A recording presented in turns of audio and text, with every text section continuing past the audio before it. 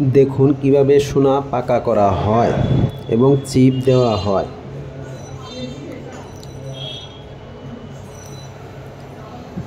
সোনাগুলা পাকা করা হচ্ছে, বাঙ্গারি সোনা।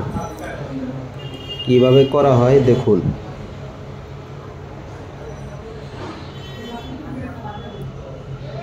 দেখুন কিভাবে চিপ দেওয়া হয়, তারপরে পাকা করা হবে এসিড খাওয়িয়ে।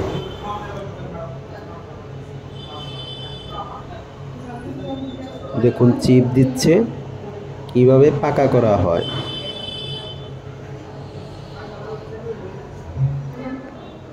চিপ দিচ্ছে, এটা এসিড দিয়ে খাওয়িয়ে পাকা করা হবে।